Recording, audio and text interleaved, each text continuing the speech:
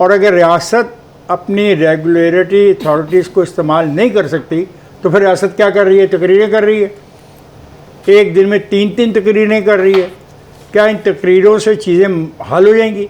देखें आप कितने प्यारे सूट पहन के और कितनी प्यारी टाई लगा के, कितनी प्यारे धीमे अंदाज में बकौल नवीद चौधरी के आइंदा का जो पॉलिटिकल आपका बयानिया है उसको तैयार कर रहे हों। मुझे इससे कोई ताल्लुक नहीं है। मेरा प्रॉब्लम, मेरी मुश्किल तो यही है ना कि रोटी नहीं मिल रही, मुझे दालें महंगी मिल रही हैं, मुझे घी महंगा मिल रहा है। और बड़े मज़े की बात है, हमारे इलाके में तो, हम लाहौर शहर में रहते हैं, 8 घंटे गैस मिलती है, 16 घंटे गैस ही नहीं आती। तो वो गैस आप किसको दे रहे हैं? गरीबों को दे रहे हैं। वो गैस आप सरमायादारों को दे रहे हैं, कार्टल्स को दे रहे हैं, उनके पैसे बढ़ाने के लिए, उनको माल कमाने का मौका देने के लिए, मेरी गैस छीन के। तो ऐसे तो नहीं बात बनती मेरे दोस्त। सियासत तो होती है गरीबों के लिए, वरना सियासत का फ़ायदा ही कोई नहीं है। और आप मुझे तो कोई सुकून पहुँचा नहीं रहे, सहूलत पहुँचा नहीं रहे। तो ठीक है, नवीद का ये मौक़िफ़ बड़ा प्यारा है, बड़ा मुस्कुरा रहा है नवीद कि ये उनका एक नया तरीक़ा कार है प्यार से, मोहब्बत से अपने फ़लसफ़े को पेश करने का। ज़रूर पेश कीजिए, लेकिन मेरे मसाइल पर भी ज़रा गौर कर लीजिए। ठीक है इफ्तिखार साहब, ऐसा लगा जैसे कि जो तकारीर आज की गई, जो खिताबात किए गए, वो सिर्फ बातें ही थीं, क्योंकि 14 माह या 15 माह में किया क्या है वो प्रैक्टिकली तो आपने बताया। आपने बताया महंगी होगी, आटा महंगा हो गया, चीनी महंगी होगी, तेल महंगा हो गया, घी महंगा हो गया, गवर्नेंस नाम की चीज़ कोई रहनी रहेगी। तो क्या किया फिर? यानी आम आदमी को इसका फ़ायदा नहीं पहुंचा। तो पीजे सर, मैं आपसे पूछना चाहूँगी कि 14 माह में फिर डिलीवर क्या किया है? देखें, हमारी जो सबसे बड़ी प्रॉब्लम है यहाँ है ईज़ ऑफ डूइंग बिजनेस नहीं है। वो सही कहते हैं महंगाई आ गई है, महंगाई आ गई है। अभी उन्होंने एक एग्जांपल दिया, commissioner, deputy commissioner, what are they doing? कोई मार्केट रेगुलेटर भी होता है, कोई कंज्यूमर प्रोटेक्शन भी होती है, कोई मार्केट कंट्रोलर भी होता है, ये नहीं है। तो ये आपको पता चल जाता है कि फिर आपकी गवर्नेंस कैसी है। और ये इस गवर्नमेंट को मैं ब्लेम नहीं करूँगा, ऑल द वे थ्रू जो भी आया है यही चीज़ें हुई हैं और यही हमने आगे देखी है। अब बात आती है, फिर हम रोते हैं कि भाई ये महंगा हो गया, वो ख़राब हो गया, ये ठीक हो गया। और भाई तो करे कौन?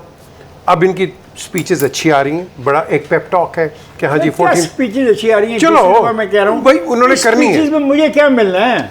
हमें सर लॉलीपॉप। अच्छा ठीक, लॉलीपॉप। वेरी गुड, तो lollipop, thank you very much, thank you sir, thank you, God bless you. तो उसके अंदर बात ये है कि 14 अगस्त को ये कह रहे हैं कि हम तो उम्मीद कर रहे हैं, जिस तरह नवीद साहब ने कहा है कि हम उम्मीद करें कि इलेक्शन हो। मुझे रिजर्वेशंस हैं, मुझे रिजर्वेशंस 2-3 तरीके की हैं।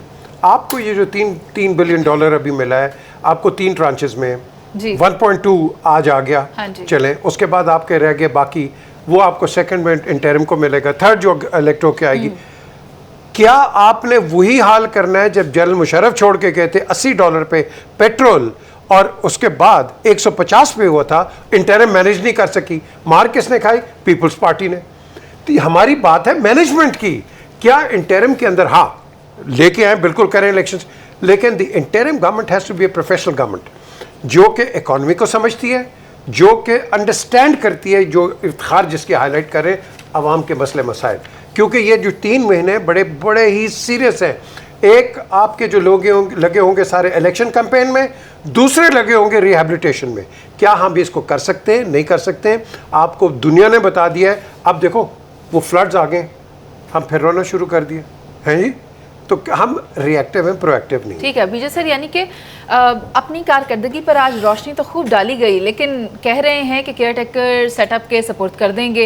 लेकिन मेरा सवाल जावेद साहब आपसे ये है कि फिर पाकिस्तान तहरीक इंसाफ का मुस्तकबिल क्या होगा? ये एक सेकंड, ये जवाब देने से पहले एक सेकंड, मैं मेरी आखिरी बात है। अच्छा, मैं यही कहूँगा कि Shehbaz Sharif should always be consulted because he is in the thick of things. नया बंदा आएगा, he will not be capable of doing it. जी जावेद सर, देखो मुनीसे, आपने जो -1 वाली बात की है, अगर ये -1 वाला फार्मूला चलता है तो फिर ये बदकिस्मती होगी पाकिस्तान की इसलिए, और जमहूरियत की और आइन की, कि एक पार्टी को आप -1 किसने कहा है?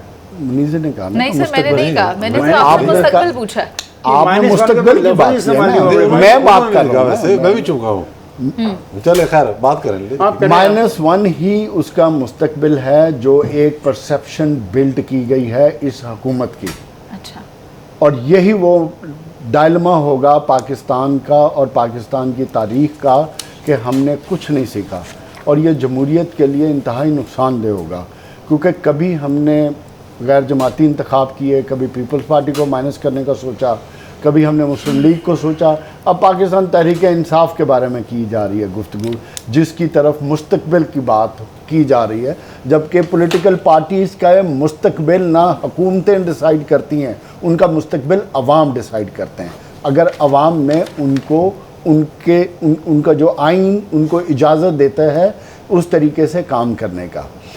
अब अगर बात अवाम ने आती है, -1 कर दिया फिर अवाम तो जिसको मर्जी कर सकती है, उसको ठीक कौन है, रोक आगे सकता है चलें। अवाम को। लेकिन फिर बात वो आ जाती है कि क्या आने वाले इलेक्शन जिनके बारे में बात की जा रही है कि उनकी क्रेडिबिलिटी है, या आज से ही हम डाउटफुल कर रहे हैं। जिस तरह अगर हम पिछले 9 मई के बाद जो इवेंट्स होते देख रहे हैं, उससे तो सिचुएशन ऐसी बनती जा रही है कि एक पार्टी को आउट करना है, और अगर 9 मई के नाम पे एक पॉलिटिकल प्रोसेस के ज़रिए चीज़ आउट नहीं की जाती तो वो ख़तरनाक होगी। लेकिन दूसरी बात इम्पॉर्टेंट चीज़ ये है कि इलेक्शन, अब मेरे प्राइम मिनिस्टर ने, मोहतरम बड़े शाइस्ता प्राइम मिनिस्टर है ना, ऐलान तो कर दिया, उनकी ख्वाहिश तो है कि टाइम पे इलेक्शन हो, लेकिन क्या माजी में आइन के तहत जब 2 असम्बलियाँ टूटी तो हुए इलेक्शन? नहीं हुए।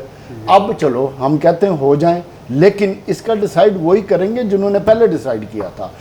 मेरे मोहतरम प्राइम मिनिस्टर नहीं डिसाइड कर सकते कि क्या होना है, इसलिए हमें उम्मीद करनी चाहिए कि जो इंटरम सेटअप आए वो 60 डेज़ का हो या 90 डेज़ का मैक्सिमम, लेकिन अपने टाइम पे इलेक्शन हो, इलेक्शन की क्रेडिबिलिटी हो, कोई माइनस ना हो। हर पॉलिटिकल पार्टी का मुस्तकबिल पाकिस्तान की सियासत में होना चाहिए।